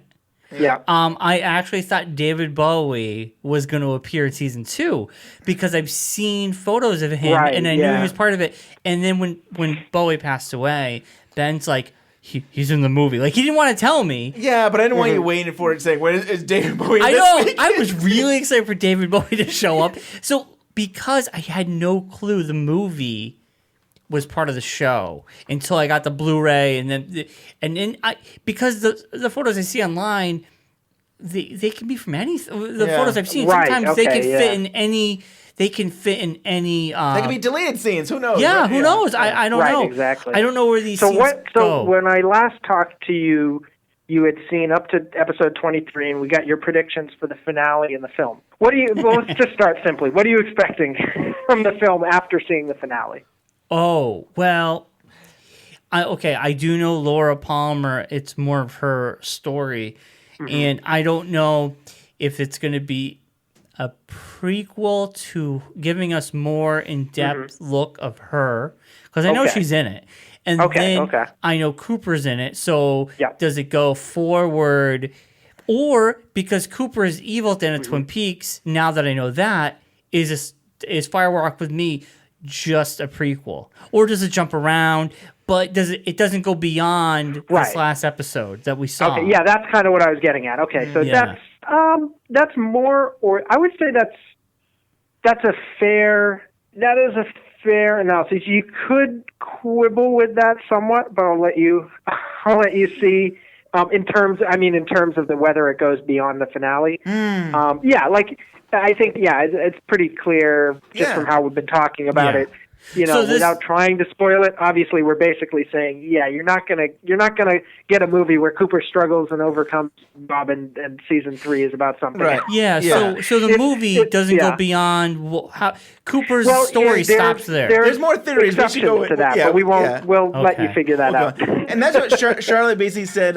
Fire Walk with Me is a prequel. Yeah, that's what I was. And actually, I don't know if you could hear it, but Bryon was laughing because it was kind of a spoiler. He was like, "Oh, yeah, but you probably gleaned that by then anyway, from things people said. Exactly. I kind of figured that out because it's like, well, if Cooper's bad, Fire Walk with Me. But that's interesting because Fire Walk with Me was filmed after Twin Peaks, right? Yes. Right. I have a whole thing I want to talk about that because I, of course, waited a year or so to see this. That's what I was going to say. As a fan, you probably were like, my gosh, the movie's coming out. It's going to answer my questions. But then it doesn't. I'll just say it now. So, I'm waiting for this. I had, newspapers and articles, and I'm waiting for this. Yeah. And I think it was okay, it's going to come out in August. Movies don't usually do well in August. And Mark Frost isn't really going to be that involved in this movie. What? And then, Kyle MacLachlan might not be in this movie. What? Wow. And then it might be a prequel. And it's like, oh no. And I was devastated. It's like, wait a minute here. You need Mark Frost. You need Kyle MacLachlan. So did you leave that movie I won't get into disappointed? No, I won't get into that till we get to the Fire Walk. But I will say, going into that, I was kind of I'm a little worried about this film because it's missing a lot of the elements of what I think of Twin Peaks. What a movie should be after the series. Yeah, or even if they're just making an individual movie. I knew Mark Frost was important to Twin Peaks. I thought he should be a part of it. Yeah. I can't see how you can make a film without Cooper. And so there was definitely some. I went in there nervous, and I'll tell you so more about it. entertaining to listen to the. Yeah, that's gonna be a long. It's gonna be a month. We're gonna be doing a month. I think we've talked about that. A month of Fire Walk with Me. So that'll be fun. I'm very excited to watch it. You're actually. This was the last thing you were waiting for before you can watch it, right? So are you after this conversation? You're kind of free to. Yes. I gave you permission, Bryon. But are you guys gonna watch it together or? We're gonna watch it separately, and then okay. Then compare notes, kind of like we've done with the TV show. Yeah. For the most part. Yeah. Oh, okay. So you're gonna experience. I think in a way it's a good. In some way, I saw it alone. Totally. I mean, I watched the whole series. I know people have watched it with groups. I found people, I would say, 5 or 6 years later who wanted to watch Twin Peaks. It was not a community experience for me.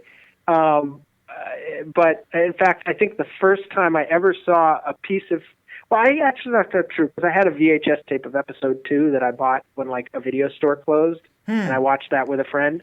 But other than that, I never watched Twin Peaks with other people until a couple years ago. Yeah. So but that said, I think more than any other part of the series, there's something about watching Fire Walk with Me alone that's very effective because it's a very, without saying too much, it's a movie about loneliness in some ways. Yeah.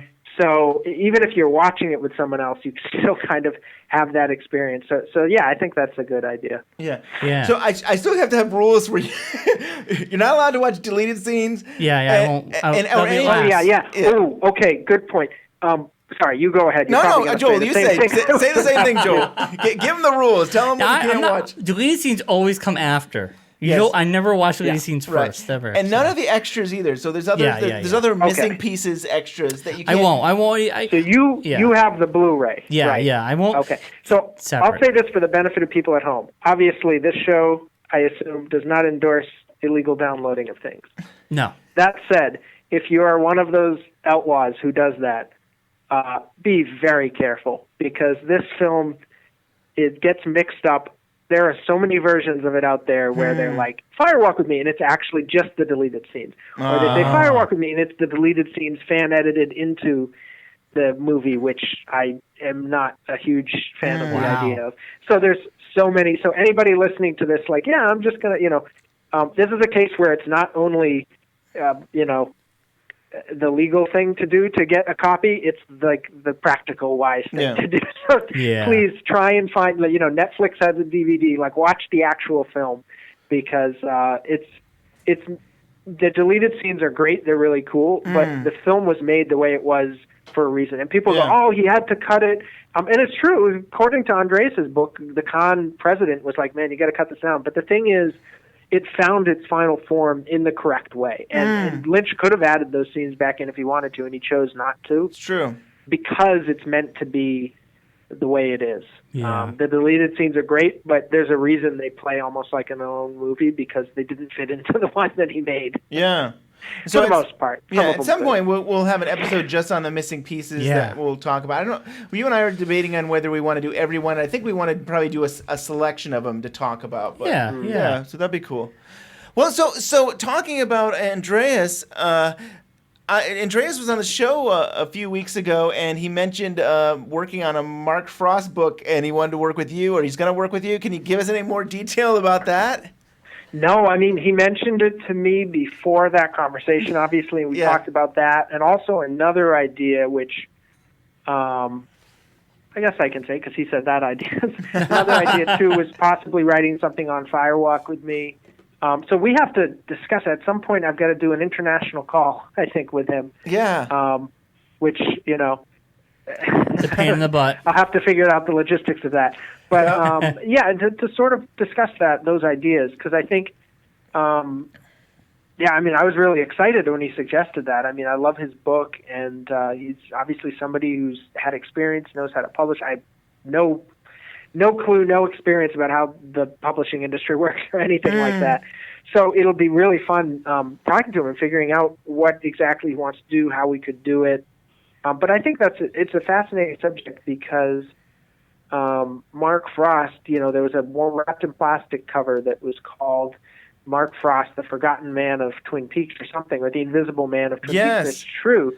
He was more hands-on than Lynch by far throughout the show, and yet so little is known or talked about him. And it's interesting, too, because I think one of my favorite Twin Peaks books is by Martha Nachemson. It's called David... Is it Imagination of David Lynch? No, what was it called? No, The Passion of David Lynch. Wild at Heart in Hollywood. And she also wrote an essay about the finale. And it's interesting because she talks about the differences between Lynch and Frost, which hardly anybody does, and that inspired my series in a huge way. I don't know if I would have been able to even think down that avenue if she hadn't sort of blazed that trail. And so the interesting thing is she's very much more interested in Lynch's it's a David Lynch book, so she's very much more interested in his contributions. But she's very respectful of Frost. Like, I've read books where they're kind of like, oh, Frost came in and he ruined Lynch's vision, blah, blah, blah. They're almost kind of bitter about it. And she's like, well, she thinks what Lynch was interesting. But she goes out of her way. She says, look, Mark Frost is not a hack. He's an individual with his own vision, a strong sensibility, very smart man, very articulate. Has a lot to contribute. So that was interesting to me. And I think, he's underappreciated. And I think people assume he was a TV writer who just kind of came in to help Lynch along. But really, he had a very, very strong vision of what he wanted Twin Peaks to be and what he was interested in doing. And a lot of what we love about the show, like a ton, is his doing. I think my favorite episodes are Lynch episodes, but my favorite stretch of the show, like my favorite grouping, is the end of season 1, like episodes 4 through 7. And that's like Mark Frost. Like, he directed an episode, he wrote 2 of them. He was super closely supervising the other writers for all of them. And it has this just magical flow that's very TV.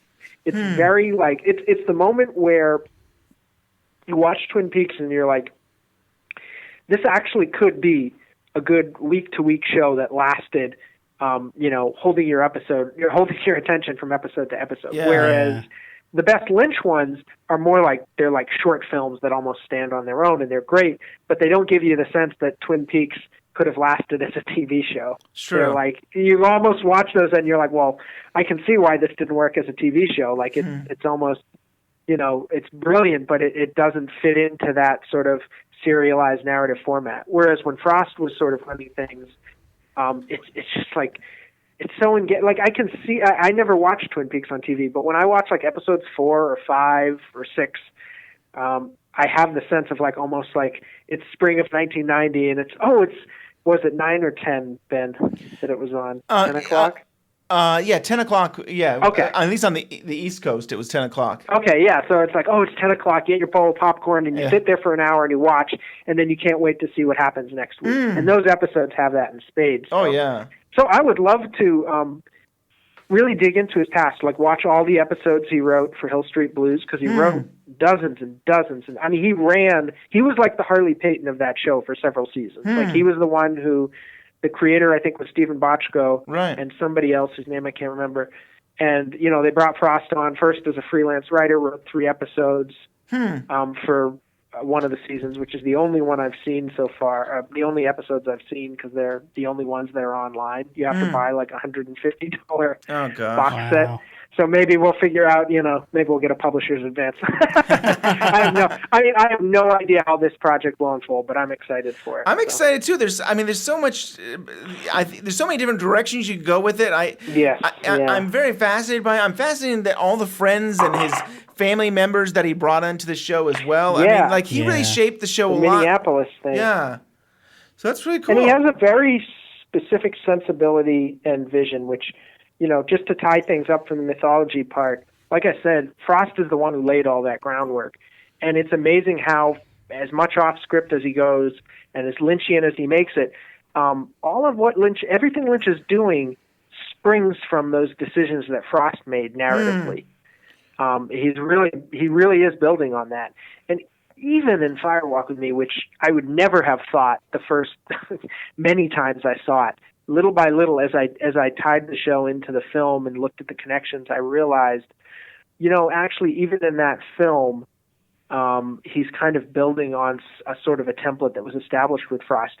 Even when he's subverting it, that he can't subvert it if it isn't there in the first place, and parts of it is he's fulfilling it. So very fascinating. It's really something. I think about how the whole series started, or at least at the end, with the whole European version of the Red Room, and how they used that idea where Mark Frost said, "Okay, I'm going to make it into a whole clues and stuff," and he built it up to be a real story. And then we go full circle, and we get to the end of the series, and it's now Lynch taking Mark Frost's idea and fleshing it out to be the Black Lodge. And it's kind of funny how, in a way, they really did work well together and stuff, kind of hand in hand. But so I can't wait. Daniel wrote a letter to Sparkwood in 21 that was like the best, like most succinct sort of summary of that idea that I've heard.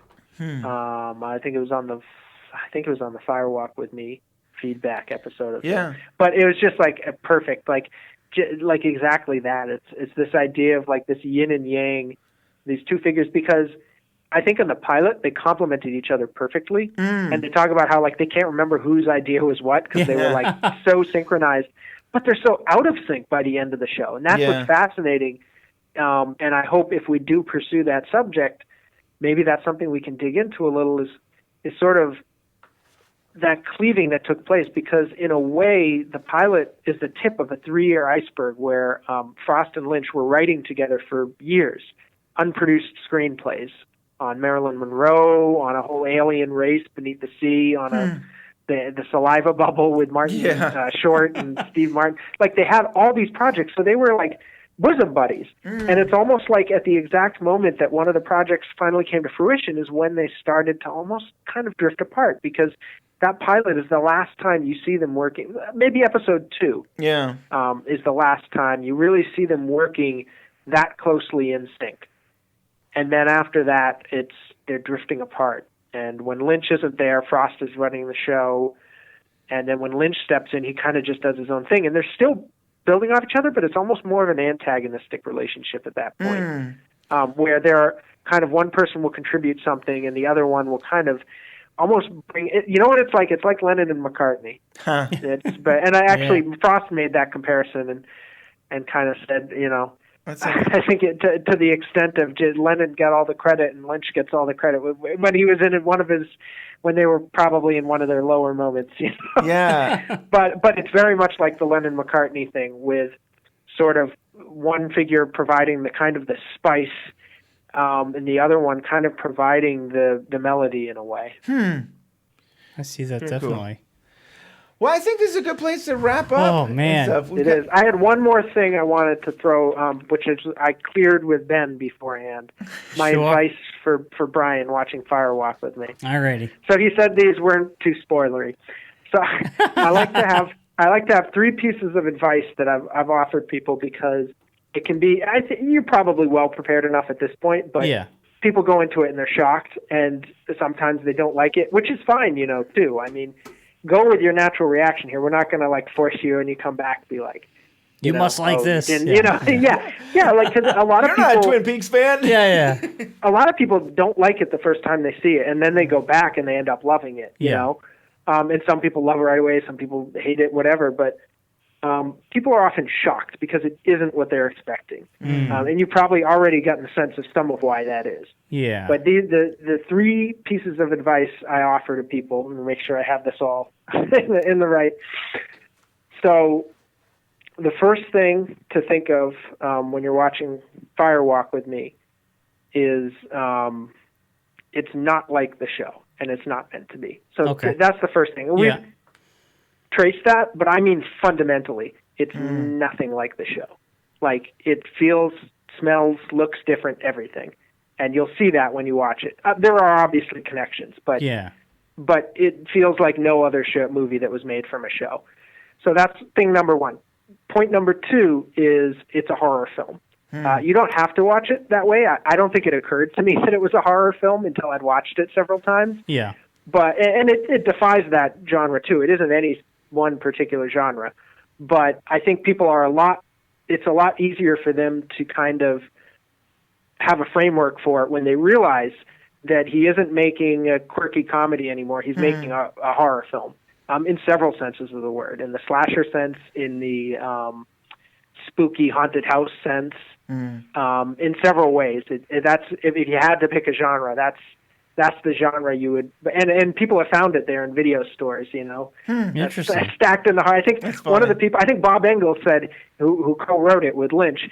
He said he went into a video store and found it in the horror section. He said, "Why is this in the horror section?" And the guy said, "Because it's a horror film." Yeah. And he went, "Oh yeah, I wrote that and I didn't even realize that." That's funny. So that's point number 2. And point number 3 is don't try and figure it all out the first time you see it. In fact, I would say we're going to have a great discussion picking apart its every little thing. And there's so much to see there, but it's really better to watch it the way you said you watched the finale, which is as an experience.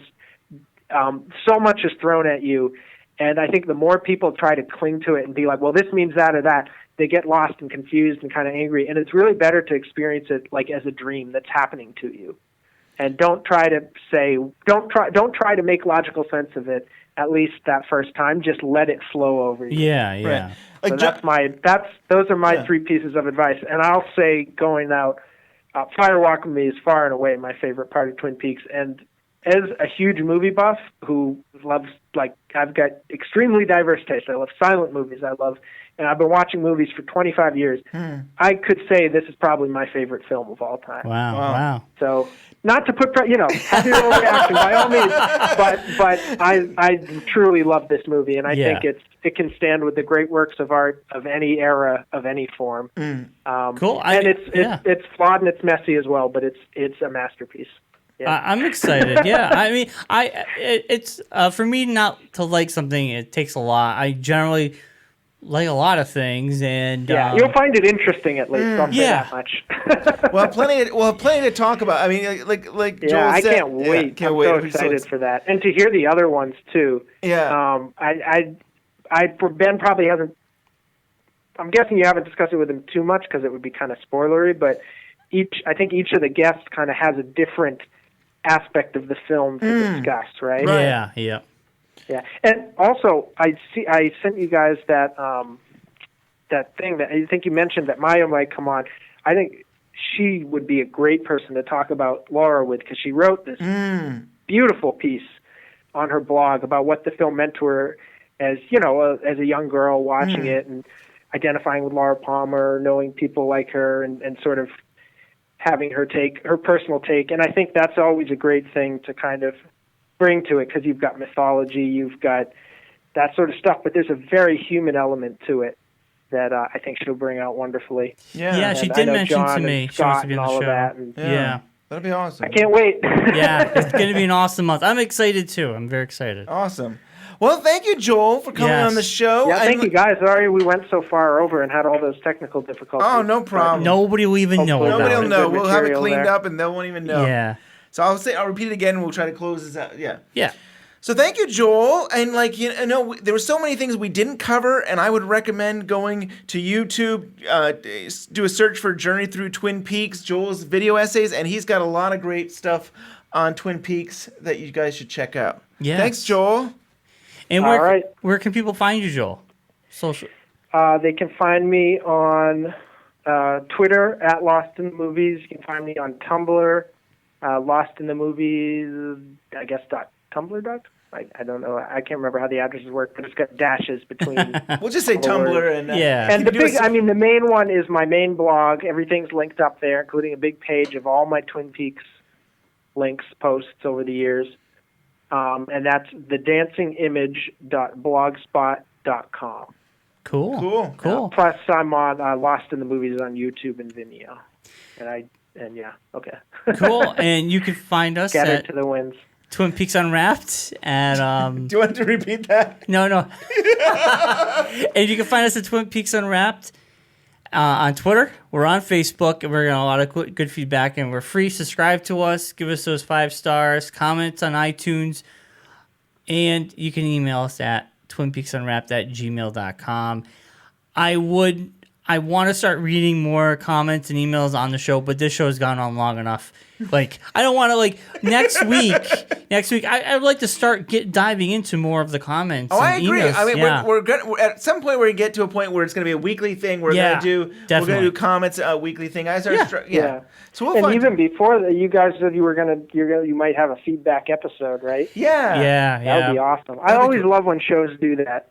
When Yeah. the podcasts do that, Totally. A lot of fun, definitely. We had one last year. We're probably going to do another one this year. We'll definitely do one in December, because that seems like a good time to do it. But we'll try to get one before then. Yep. Well, before we sign off, I got one more very simple question that you won't be able to answer, Bryon. Okay. You ready? Yes. How's Annie? She's dead. No, I don't know. How's Annie? How's Annie? Isn't Annie all right? Is it Annie okay? Well, I don't know.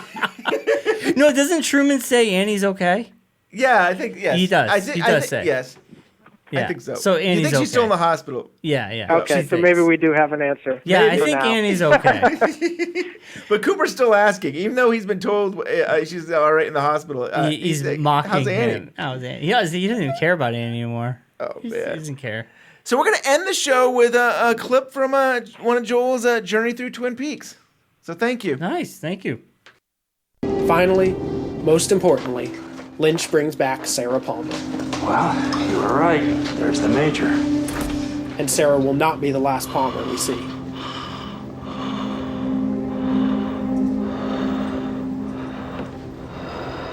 I'm in the Black Lodge with Cooper. If Lynch adds to the script in Twin Peaks, inside the Black Lodge, he abandons it completely.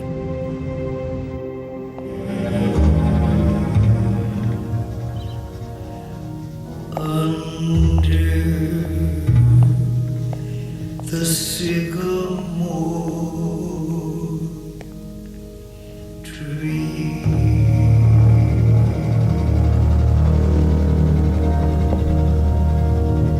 There we learn that the Red Room of Cooper's dream is in fact the Lodge. Cooper is greeted by the little man, who will soon reunite him with Giant, the room service waiter, Maddie Ferguson, and Leland Palmer.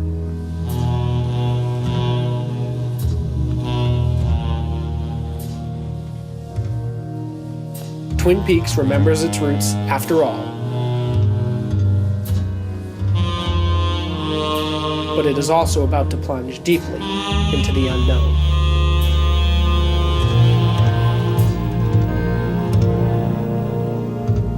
Hey!